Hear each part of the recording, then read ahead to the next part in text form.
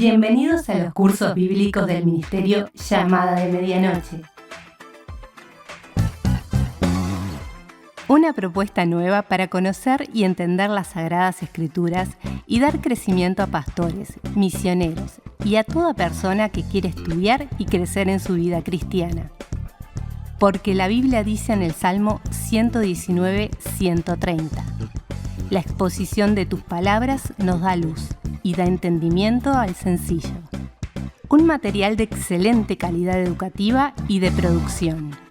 Totalmente gratis. Por más información, www.llamadaweb.org o búscanos en nuestras redes sociales, Facebook, Twitter, Instagram y YouTube. Comunicate vía WhatsApp al 099 000 540. Si estás fuera del Uruguay, prefijo más 598. Disfruta la clase de hoy. Muy bien. La clase pasada empezamos con la historia del capítulo 6 de Daniel. La última de las historias de las vivencias de Daniel.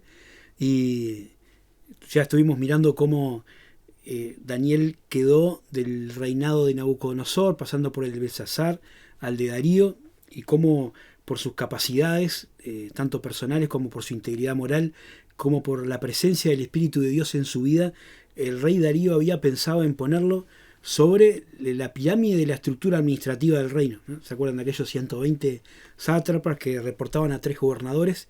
Y dice la escritura que Darío había pensado poner a Daniel por encima de todos. Y eso generó la envidia de sus colegas, de las personas que estaban con él, que empezaron a tramar la forma de deshacerse de Daniel. Y como no pudieron encontrar nada en relación a su trabajo, y a su vida moral y a su vida en el reino, ¿no? Empezaron a generar esta idea de tratar de crear una ley que Daniel contraviniese, ¿no? Una ley que pusiera a Daniel en la encrucijada de obedecer a Dios antes que a los hombres, sabiendo que Daniel, evidentemente, por todo lo que sabían de él, iba a elegir obedecer a Dios. Y eso fue lo que pasó. Ellos manipularon a Darío para que firmara un edicto que promulgaba que nadie podía orar a su Dios por 30 días, todas las peticiones que tenían que ser dirigidas al emperador. Y una vez que eso estuvo firmado y fue una ley, ya no podía volverse atrás. Pero ya vimos cómo Daniel, a pesar de esa ley y a pesar de la condena que caía sobre las personas que quebrantaran ese mandamiento, que era ser echado en el foso de los leones, decidió continuar con su vida espiritual como lo solía hacer antes. Así que fue a su casa, abrió las ventanas que daban a Jerusalén y oró a Dios 3 veces al día, como dice la canción de la escuela dominical, ¿no? 3 veces oraba Daniel en el día. Y así lo hizo, delante de todo el mundo, con las ventanas abiertas, sin ningún temor, porque sabía que lo que estaba haciendo no era nada malo. Sin embargo, eso fue el elemento que estaban esperando sus enemigos para acusar a Daniel. Y en el pasaje lo podemos ver, versículo 12, para retomar un poco la lectura del capítulo 6. Vamos del versículo 10. Dice: cuando Daniel supo que el edicto había sido firmado, entró en su casa y, abiertas las ventanas de su cámara que daban a Jerusalén, se arrodillaba 3 veces al día y oraba y daba gracias a Dios como lo solía hacer antes. Entonces se juntaron aquellos hombres y hallaron a Daniel orando y rogando en presencia de su Dios. Fueron luego ante el rey y le hablaron del edicto real. ¿No has confirmado, edicto, que cualquiera que en el espacio de 30 días pida a cualquier dios u hombre fuera de ti, oh rey, sea echado en el foso de los leones? Respondió el rey diciendo: verdad es, conforme a la ley de Media y de Persia, la cual no puede ser abrogada. Entonces respondieron y dijeron delante del rey: Daniel, que es de los hijos cautivos de Judá, no te respeta a ti, oh rey, ni acata el edicto que confirmaste, sino que 3 veces al día hace su petición. Entonces, cuando la trampa estaba armada, cuando Daniel, por supuesto, siguió orando como lo solía hacer antes, ellos vinieron, constataron el hecho, ¿no? Dice que encontraron a Daniel orando e inmediatamente fueron a llevarle el cuento a Darío, y diciendo, ¿no habías dicho, rey, un edicto que cualquiera que por 30 días hiciera esto y aquello, y no ibas a ser echado al foso de los leones? Bueno, el rey sabía que eso era así, así que no tuvo más que decir que efectivamente había hecho eso. Ahora, qué interesante es lo que dice la escritura. Dice, cuando el rey oyó el asunto, le pesó en gran manera y resolvió librar a Daniel, y hasta la puesta del sol trabajó para librarle. Recién ahí el rey se dio cuenta que había sido víctima de una manipulación, de una intriga, de una tramoya política para sacarse de encima a Daniel. Pero ya era demasiado tarde, porque la ley de Media y de Persia no podía ser abrogada. Quiere decir que el edicto que había sido firmado ni siquiera podía ser cambiado por el propio rey que lo había emitido. No sé si recuerdan, pero cuando hablamos en el capítulo 2 de la imagen que soñó Nabucodonosor, que tenía la cabeza de oro, el brazo y el pecho de plata, y bueno, el vientre de bronce, etc., mencionamos que una de las interpretaciones que se le da a esa decadencia o menor valor de los metales es la pérdida de autoridad de los gobernantes. Nabucodonosor era un monarca absoluto. Él tenía autoridad sobre la vida de las personas que estaban en su reino y nadie podía decirle qué hacer ni qué no hacer. Era absoluto dominador de la situación. ¿No? Aunque se tuvo que enterar que por encima del alto, como dice Salomón, había otro más alto. Pero en cuanto a gobierno, a la autoridad de su reinado, era absoluto. Ahora, en el reino de Darío ya había otras limitaciones y él no podía estar por encima de sus propias leyes. Así era el sistema, ¿no? Quiere decir que por más que Darío se diera cuenta que estaban utilizando la ley para condenar a una persona inocente, y a pesar de que se dio cuenta de que había sido manipulado, que lo habían engañado en su buena fe, no podía evitar condenar a Daniel, que claramente estaba contraviniendo el edicto que él mismo había firmado. La ley de Media y de Persia no puede ser abrogada, no se puede cambiar. Ni siquiera la podía cambiar Darío, ¿no? Y así que él le pesó en gran manera.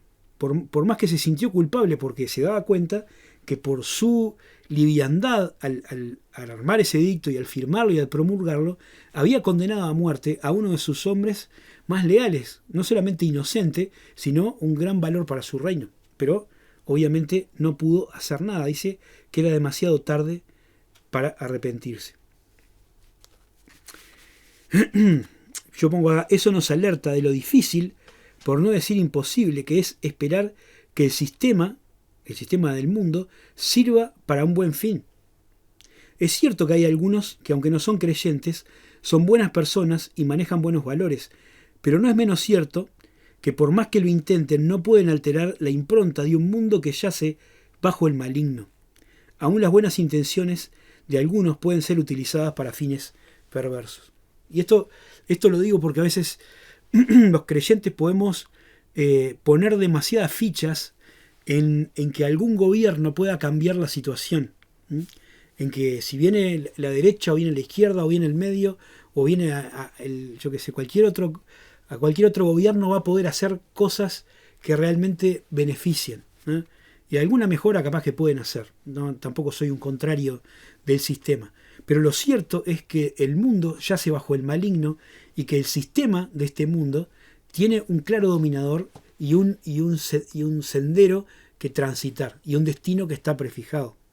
Entonces, no vamos a poder cambiar el mundo desde afuera, porque lo que cambia realmente, no el mundo en su totalidad, sino a las personas que viven en el mundo, es el mensaje del Evangelio. Y Darío fue víctima del sistema. Por más que él era una buena persona y no quería hacer lo que terminó haciendo, fue una víctima del sistema, ¿no? Y quedó atrapado en la propia enredadera o telaraña de la legislación y de sus leyes y de su propia ingenuidad también, ¿eh?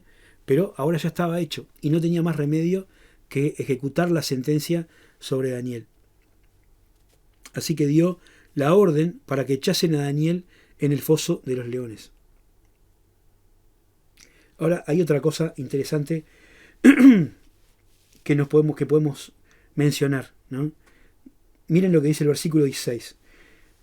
Sin más remedio, ¿no?, el rey mandó y trajeron a Daniel y lo echaron en el foso de los leones. Y el rey dijo a Daniel: el Dios tuyo, a quien tú continuamente sirves, él te libre. Y dice: y fue traída una piedra y puesta sobre la puerta del foso, la cual selló con el rey con su anillo y con el anillo de sus príncipes, para que el acuerdo acerca de Daniel no se alterase. Así que Daniel fue llevado a ese lugar, que seguramente sería una especie de habitación donde había leones hambrientos sueltos. Le dejaron ahí, pero antes de irse el rey le largó esta frase, ¿no? El Dios tuyo, a quien tú continuamente sirves, ese Dios te guarde de la boca de los leones.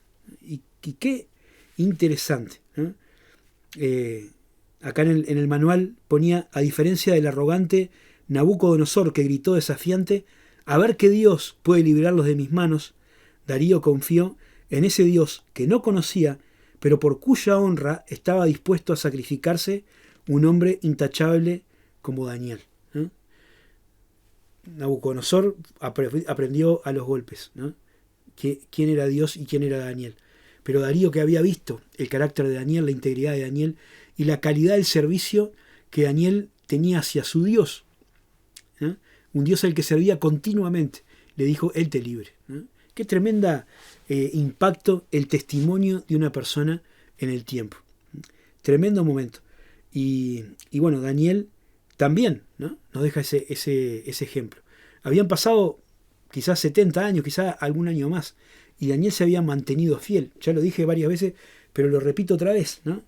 Él, cuando llegó a Babilonia, le cambiaron el nombre y le dijeron: no te vas a llamar más Daniel, te vas a llamar Belsasar, como el nombre de mi Dios, decía Nabucodonosor. Sin embargo, pasaron los años y cada vez que se menciona a Daniel y que otros hablan de Daniel, le recordaban por su nombre hebreo, y por su linaje de los traídos de los cautivos de Judá. Una muestra clara de que Daniel no había perdido nunca su identidad.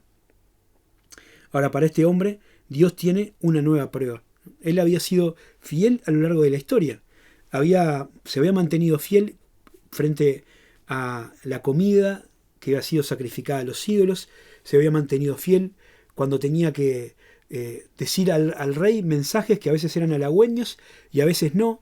Se había mantenido fiel antes de arrodillarse a una imagen que no era la imagen o que no era su Dios. Y durante toda su vida había mantenido su integridad y su devoción a Dios. Sin embargo, una nueva prueba, ya al final de su vida, y uno podría decir: bueno, Señor, ya este hombre tiene 90 años, ya ha demostrado una y mil veces que es un hombre fiel. Sin embargo, había una nueva prueba para Daniel. No tanto para probar el carácter de Daniel, sino para que los demás vean la clase de Dios al que Daniel servía. Pero Daniel fue el que tuvo que bajar a ese foso. Así que fue traída una gran piedra y fue sellada con el anillo del rey y con el anillo de los príncipes, porque desconfiaban de que el rey podía mandar en la noche sacar a Daniel de ahí adentro. Y de la misma manera que fue sellada la piedra en la tumba de Jesús, ¿no?, esa especie de guardia o de lacre humano, como pretendiendo impedir la operación de Dios, fue tan inútil como en el Calvario, como en el huerto, porque el Señor no permitió que Daniel sufriese las consecuencias de algo que no había hecho nada, ¿no? Dios siempre tiene la última palabra. Leo algo que dice acá al final de la página 50. Este capítulo, al igual que el 3, abre un debate sobre la posición que debe asumir un creyente frente a las autoridades humanas. No cabe duda que el principio general de las Escrituras es la obediencia a la ley y el respeto a las autoridades, porque dice la palabra: no hay autoridad establecida sino de parte de Dios. Así que sean padres, maestros, pastores, gobernantes nacionales, nuestro deber es someternos a su autoridad, porque quien se opone a la autoridad, a lo establecido por Dios, resiste, dice Pablo en Romanos capítulo 13. El mismo concepto encontramos en 1 Timoteo capítulo 2, Tito 3 y 1 Pedro capítulo 2. Y hay una única excepción que fue anunciada primero por Jesús y más tarde aplicada por sus discípulos, ¿no? Una de las frases más famosas del Señor es: dad al César lo que es del César y a Dios lo que es de Dios. Y esta frase, por más que era una forma de desarticular aquella pregunta que le hicieron para ponerle un aprieto al Señor, también implica que hay un límite a la autoridad de los hombres, a esta autoridad establecida por parte de Dios y ligada a los seres humanos, que tiene que ver con aquello que invade el terreno que le corresponde a Dios. Los discípulos, frente a la imposición que querían hacer aquellos principales sacerdotes y la gente del gobierno de que dejaran de propagar o promulgar el nombre de Jesús, fue la negativa, porque dijeron: es necesario obedecer a Dios antes que a los hombres. Ahora es una excepción muy puntual, porque implica solamente una resistencia que se puede esgrimir en el caso de que haya una ley que contradiga abiertamente algo que Dios nos manda hacer. ¿Tá? En este caso, ellos querían que ellos no hablaran más de Jesús. Y el mandamiento de Jesús era que hablaran de Él hasta lo último de la tierra. Y frente a esa contraposición, ¿no? A ese conflicto, era obvio que tenían que obedecer a Dios antes que a los hombres. Pero no es general o no es frecuente que pase eso. Pablo dice en Gálatas capítulo 5 que todos los aspectos que tienen que ver con el fruto del Espíritu, todas las cualidades del carácter del creyente, no contravienen ninguna ley, ¿no? Se dice: el fruto del Espíritu es amor, gozo, paz, paciencia, benignidad, bondad, fe, mansedumbre, templanza.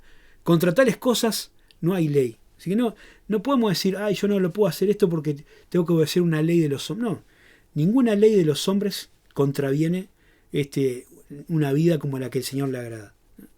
A veces hay cosas que la ley permite, con la que no estamos de acuerdo, que no son un delito, pero que tampoco nos obligan a hacerlo, ¿no? Por ejemplo, no hay ninguna ley que condene el adulterio.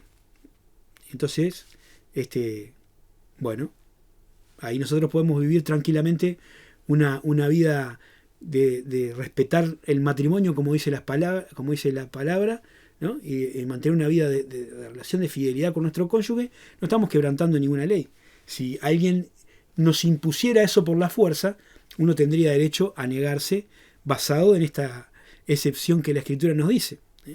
Podemos pensar lo mismo de la tan debatida ley del aborto, ¿no?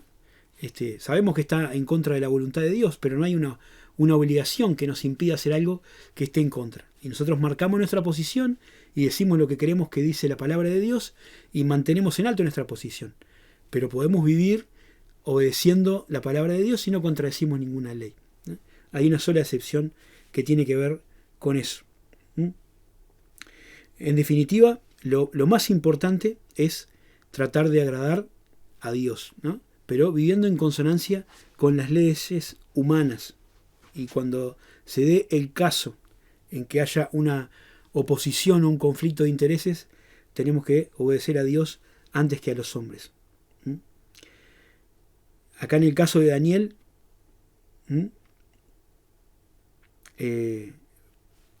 su opción era ocultar su vida, ¿no? Ocultar su fe.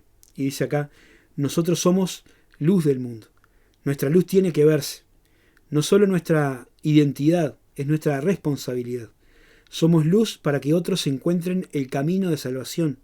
Nuestro deber es ser irreprensibles y sencillos, como hijos de Dios sin mancha, en medio de una generación maligna y perversa, en medio de la cual resplandecemos como luminares en el mundo. Así que no es solamente por una cuestión de identidad, de que somos luz y nuestra luz tiene que verse, sino también de responsabilidad, porque una vida de testimonio íntegro es lo que otras personas necesitan para encontrarse con Jesús, ¿no? Que nosotros hablemos de Jesús y vivamos a Jesús. Eso es lo que va a hacer que otros crean. Ahora, la situación se dio. Darío no pudo evitar que Daniel sea condenado. Así que con pesar le llevó y le dejó en el foso de los leones con ese ruego de su corazón de que Dios lo librara. Pero miren cómo fue la noche de uno y de otro. Dice el versículo 18, el rey se fue a su palacio y se acostó ayuno, es decir, no comió antes, no cenó. Ni instrumentos de música fueron traídos delante de él, y se le fue el sueño. Pasó una noche espantosa, ¿no? Sentía tan mal por lo que había pasado que no quiso comer, ni quiso que vinieran los músicos y los bufones y la gente que le entretenía para sacarle el mal humor. Nada, ¿no? Se quedó ahí despierto toda la noche, esperando que se hiciera la mañana para saber qué había pasado con aquel hombre Daniel. Dice el versículo 19: el rey pues se levantó muy de mañana y fue apresuradamente al foso de los leones. Y acercándose al foso, llamó a voces a Daniel con voz triste y le dijo: Daniel, siervo del Dios viviente, el Dios tuyo, a quien tú continuamente sirves, ¿te ha podido librar de los leones? Entonces Daniel respondió al rey: oh rey, para siempre vive. Mi Dios envió su ángel, el cual cerró la boca de los leones para que no me hiciesen daño, porque ante él fui hallado inocente, y aún delante de ti, oh rey, yo no he hecho nada malo. ¿No? Qué impresionante. El rey desesperado, esperando que el Dios de Daniel le hubiera liberado. Y efectivamente fue así, ¿no? Apenas amaneció y se había cumplido la sentencia ya, fue corriendo personalmente al foso de los leones para ver cuál había sido la suerte de Daniel. Es curioso que Daniel no dice nada de cómo fue su noche, ¿no? Acá dice que la noche del rey fue mala, pero no sabemos qué pasó esa noche con Daniel. Pero todo indica que no estuvo tan inquieto como el rey, pues dice que Dios había enviado su ángel para protegerlo, ¿no? El ángel del Señor había estado cerca de su siervo para cerrar la boca de los leones, porque era inocente delante de Dios y también era inocente delante del rey, ¿no? Era solo el resultado de una tramoya que habían hecho para quitarlo, para eliminarlo. Así que el Señor lo había librado. Y como hay en la ilustración de la tapa del manual, seguramente ahí estuvo esa noche Daniel paseándose entre los leones, durmiendo con ellos como si fueran unos gatos ahí mansitos, tranquilamente, porque el Dios de Daniel estuvo con él. Y como había estado aquel hombre que parecía un hijo de los dioses, como decían los que lo veían de afuera, ahora el ángel del Señor había estado con Daniel y había cuidado y había protegido su vida. Dice acá: aún tratando de ser irreprensibles podemos ser injustamente enchastrados. Cuanto más si tenemos algunos muertos en el ropero, ¿no? Si hicimos cosas malas, mucho más preocupados. La cuestión es cómo reaccionamos ante las acusaciones infundadas. El mundo nos incentiva a luchar por nuestra reputación, pero Daniel nos enseña a dejar todo en manos de Dios. Jamás dijo una sola palabra en su defensa. Sabía que el rey lo consideraba inocente, pero no movió sus influencias políticas para liberarse. Simplemente confió en que Dios exhibiría su justicia como la luz y su derecho como el mediodía. No hay mayor ejemplo que el ejemplo de Cristo. Dice en 1 Pedro: porque Cristo también padeció por nosotros, dejándonos ejemplo para que sigáis sus pisadas, el cual no hizo pecado, ni se halló engaño en su boca, quien cuando le maldecían no respondía con maldición, cuando padecía no amenazaba, sino encomendaba su causa al que juzga justamente, ¿no? Así que Daniel nos enseña a enfrentar la adversidad de la calumnia. Sin duda era una mentira que se había levantado contra él. Era una trampa que le habían tendido. Pero él confió en Dios para su liberación y para que fuera vindicado, es decir, que su honor fuera restablecido y que quedara claro delante de todos que él no había hecho nada malo. No solamente delante del rey, sino delante de toda la sociedad, ¿no? El nombre de Daniel, el testimonio de Daniel quedó en alto y quedó absolutamente limpio, porque el rey que estuvo ahí amargado por lo que podía haberle pasado a Daniel por su culpa, ¿no? Después de que se alivió y se alegró por saber que Daniel estaba bien, se llenó de bronca contra los que lo habían manipulado y ordenó que ellos fueran traídos y echados ellos al foso de los leones. Aquella perversa intriga tramada por los rivales de Daniel se había frustrado. Su plan se volvió contra ellos. Aquel que dice: mía es la venganza, yo pagaré, se encargó de hacerlo sin que Daniel tuviera que reclamar justicia. Entonces Darío firmó un edicto muy diferente al primero, no para ordenar a todos los súbditos del imperio que lo adoraran a él, sino al soberano Dios de Israel. Miren lo que dice el versículo 25. 6:25. Entonces el rey Darío escribió a todos los pueblos, naciones y lenguas que habitan en toda la tierra: paz sea multiplicada de parte mía expuesta esta ordenanza, que todo el dominio de mi pueblo, de mi reino, todos teman y tiemblen ante la presencia del Dios de Daniel, porque Él es Dios viviente y permanece por todos los siglos, y su reino no será jamás destruido, y su dominio perdurará hasta el fin. Él salva y libra y hace señales y maravillas en el cielo y en la tierra, y Él ha librado a Daniel del poder de los leones, ¿no? Y una vez más el nombre de Dios queda glorificado en tierras extranjeras, como había sido delante de Nabucodonosor y después delante de Belsasar, ahora delante de Darío y de todas aquellas personas que habitaban su reino. Quedó claro quién era el Dios de Israel y cómo protegía y libraba a aquellos que le servían. Y dice, este Daniel prosperó hasta el reinado de Darío, durante el reinado de Darío y durante el reinado de Ciro el persa, como vamos a ver. Y Daniel engrandeció a Darío, a Daniel, porque en él vivía un espíritu superior. Es importante tener esto en cuenta, ¿no? Daniel no se salvó porque los leones ya habían comido, no se salvó porque eran mansitos o porque él tenía algún poder especial para maestrarlos o para dominarlos mentalmente, sino que Dios intervino para cuidar a su hijo, para cuidar a Daniel. Y la historia, o esta parte de la historia que tiene que ver con las vivencias de Daniel, termina con esta palabra, ¿no? Y podemos ponerle un título grande que podríamos pensar en una palabra. La vida de Daniel nos habla de una trayectoria, ¿no? No de la experiencia victoriosa de un día, de una buena que metió, de una tentación que soportó, sino de una vida larga en una tierra extranjera, en un sistema totalmente opositor y hostil, donde nadie quería, ni conocía ni obedecía a su Dios, pero él se mantuvo firme, él se mantuvo fiel, él fue íntegro, él honró a Dios todos los días de su vida.